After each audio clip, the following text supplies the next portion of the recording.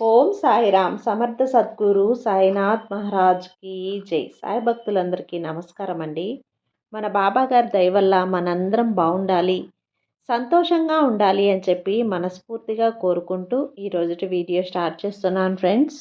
ఇక ఈరోజు వీడియోలో మనం చూడబోయేది ఏంటి అంటే, తల్లి ఈ జన్మలో నీకు తోడు ఎవరు, నీకు విధి చూపే దారి ఏంటి అనేది విని తెలుసుకోమ్మా అని చెప్పి బాబాగారు అయితే మనకు ఒక మంచి సందేశాన్ని అయితే తీసుకొచ్చేసారండి. ఆ సందేశం ఏంటి, ఆ సందేశంలో బాబాగారు మనతో ఏం చెప్పబోతున్నారు, మనకు ఏ విధమైన దారి చూపించబోతున్నారు అనేది ఆయన మాటల్లోనే విందామా. ముందుగా మన ఛానల్ని ఎవరైనా కొత్తగా చూస్తూ ఉన్నట్లయితే ప్లీజ్ సబ్స్క్రైబ్ చేసుకోండి ఫ్రెండ్స్. అలాగే కొంచెం సపోర్ట్ చేయండి. ఇక వీడియోలోకి వచ్చేస్తే, తల్లి విధి చూపి దారి ఏమిటో అనేది ఈ సాయి మాటల్లో విను. నీ జీవితంలో ఎందుకు ఇలా జరుగుతుంది, ఎందుకు ఈ విధంగా మారుతుంది, దీనికి గల కారణం ఏంటి అనేది తెలుసుకుందాం. నీ జీవితంలో ప్రతిరోజు చాలామందిని కలుస్తూ ఉంటావు కదా. కొందరు మాత్రమే దగ్గరవుతూ ఉంటారు, మిగతా వారందరూ కూడా నీలో భాగంగా ఉంటారు. ఎందుకు వీళ్ళందరూ నిన్ను కలవాల్సి వస్తుంది, నీ జీవితంలో ముందుగా ఏం జరగబోతుంది, ఇవన్నీ తెలపడానికే నీ బాబాను నేను వచ్చానమ్మా. నీ మనసులో మెదిలే ప్రశ్నలన్నింటికీ సమాధానాన్ని ఇవ్వడానికే వచ్చాను. కొద్దిగా జాగ్రత్తగా ఆఖరి వరకు విను. నీ జీవితంలో ప్రతి ఒక్కదానికి కర్మను ఏర్పరచుకుంటావు, దానివల్ల ప్రతి ఒక్కదాన్ని పొందుతావు. కొన్ని సమయాలలో ఇతరులకు సాయం చేస్తూ ఉంటావు, మరికొన్ని సమయాలలో మోసపోతూ ఉంటావు. మరికొందరు నిన్ను మోసగిస్తూ ఉంటారు.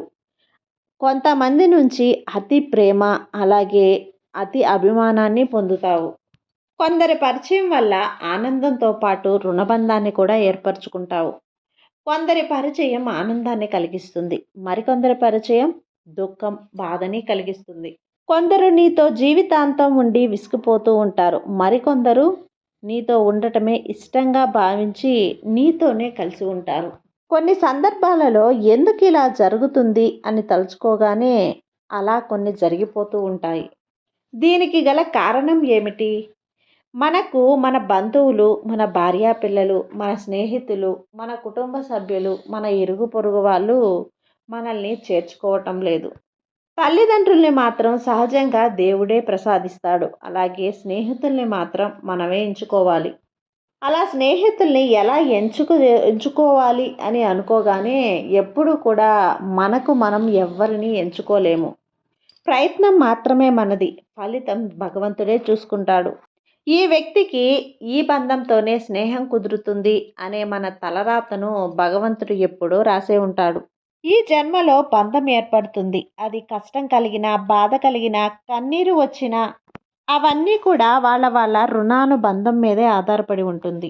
హఠాత్తుగా మన జీవితం నుంచి కనిపించకుండా వెళ్ళిపోతారు. అది మరణం కానీ, లేదు అంటే దూరంగా ఉండటం కానీ.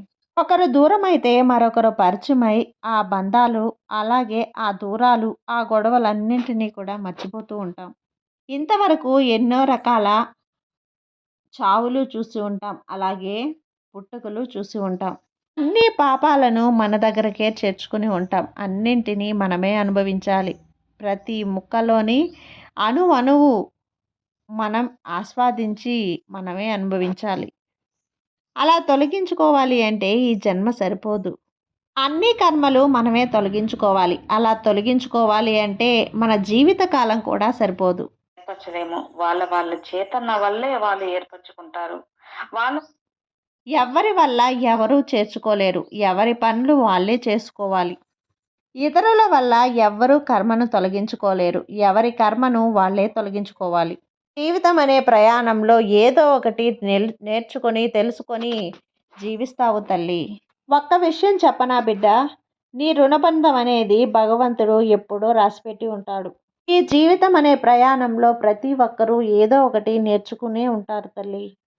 నీ రుణబంధం అనేది భగవంతుడు పుట్టుకతోనే రాసిపెట్టి ఉంటాడు. నువ్వు చేసిన కర్మలని నీ నుండి నువ్వు విడిపించుకోగలవా?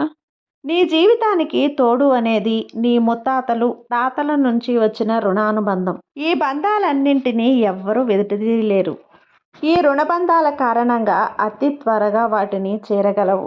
నీ కళ్ళ ముందు కదిలే వాటిలో నీ తోడు అనేవారు ఎవరో గుర్తించలేకపోయావు. తెలిసింది కదా! ఇందుకు కూడా నీ జీవితంలో కారణం ఎవరో తెలుసుకున్నావు కదా! ఇక నువ్వు దిగులు పడాల్సిన అవసరం లేదు.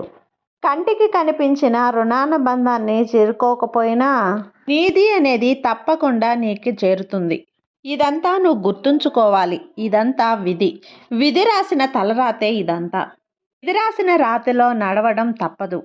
మనకు రాసి పెట్టింది మాత్రమే మనకు దక్కుతుంది. మనం ఏదైతే చేయగలుగుతామో అది మాత్రమే చేయగలుగుతాం. మిగతాదంతా కూడా భగవంతుడికే వదిలేయాలి. జరిగేది చూస్తూ ఉండడం తప్ప మనం ఏమీ చేయలేం. దీన్ని మనం మార్చాలి అనుకుంటే పైనున్న దుఃఖాన్ని కూడా మనమే తీసుకోవాల్సి ఉంటుంది. ఎంతవరకు అయితే మనకు దొరుకుతుందో దాంతోనే తృప్తి పడాలి. అలా మనకు దొరికిన దాంతో తృప్తి పడితే మనకు ఎలాంటి మనసు కష్టం అనేది ఉండదు. అదే మంచిదని నమ్ము. నీకైన పందెం నిన్ను ఎప్పుడూ వదిలిపోదు. దేనికైనా సరే నిదానం, ఓపిక చాలా అవసరమమ్మా. నీకైనా జరిగే మంచి కానీ ఏదైనా కానీ ఎవ్వరి వల్ల ఆపడం కుదరదు. అలాగే చెడు కూడా ఎవ్వరూ ఆపలేరు. ఇప్పుడు నీకు తోడు ఎవరు అనేది అర్థమైందా? అర్థం కాలేదు అంటే మరొకసారి ఒంటరిగా విను.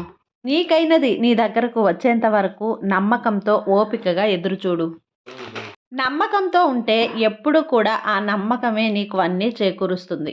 ఎలాంటి ఆందోళన పెట్టుకోవద్దు. నీ మనసులో ఉన్న కోరిక ఏదైతే ఉందో అది తీరాలనే కదా నీ ఆందోళన.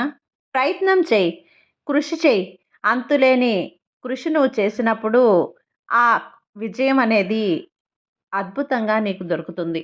ఓపికగా మర్యాదగా ఇతరుల దగ్గర నువ్వు ఉన్నప్పుడు విజయం, ఆ గౌరవం నిన్నుగా వెతుక్కుంటూ నీ దగ్గరకు వస్తాయి.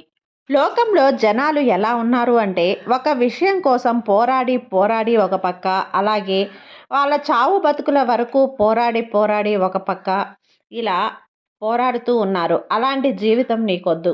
ఆనందకరమైన సంతోషకరమైన జీవితం నువ్వు అందుకోవాలి. నిండు నూరేళ్ళు నువ్వు సంతోషంగా జీవించాలి. అందుకోసమే ఓపికగా ఉండు అని చెప్తున్నాను. నమ్మకం అనే ఒక ఆయుధాన్ని ఎప్పుడూ వదులుకోవద్దు బిడ్డ. నమ్మకంగా ఉండు, అంతా మంచే జరుగుతుంది. నీ బాబా నీకు తోడు ఉండగా నీకు భయం ఎందుకు చెప్పు. సర్వే జన సుఖినో భవంతు. జై సాయిరాం.